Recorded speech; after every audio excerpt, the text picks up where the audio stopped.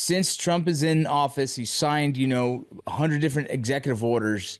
I seen that they already canceled the CBP One app, right? And there's other things that are ready. What else is kind of happening that you've heard of? Maybe some sources have told you that it's just happened within the past couple of days.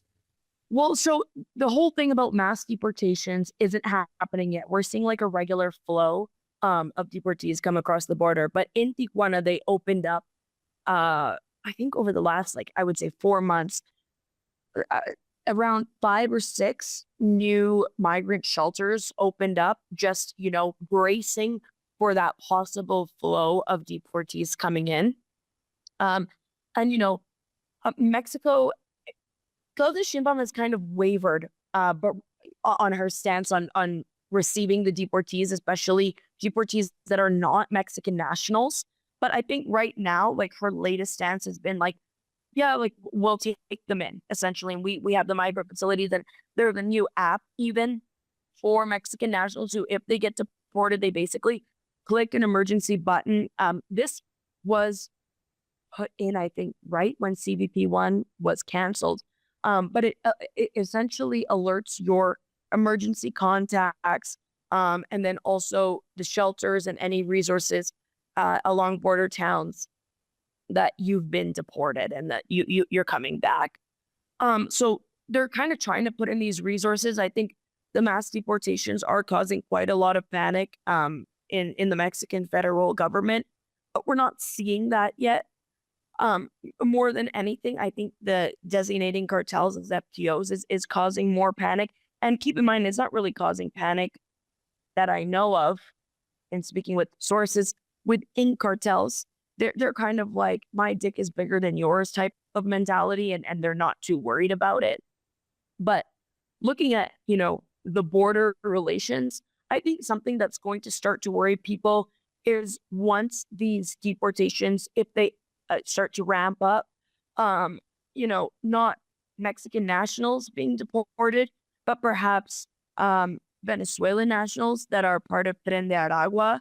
I think that there's a lack of preparation for really violent criminals who are not from Mexico coming into Mexico, because these are individuals who have been in the United States for quite some time now.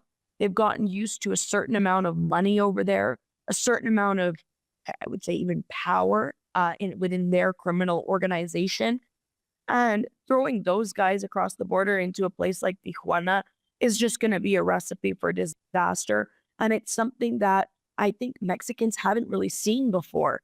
I mean, sure, there was this influx of um, Haitian migrants that ended up in Mexico, but it's very different comparing someone who's, coming from war-torn Haiti than someone who is a member of Tren de Aragua from Venezuela, who has no sense of humanity for anyone and is really willing to do anything for a dollar, and is probably really doped up and uh, could do some scary things and has probably already done some scary things.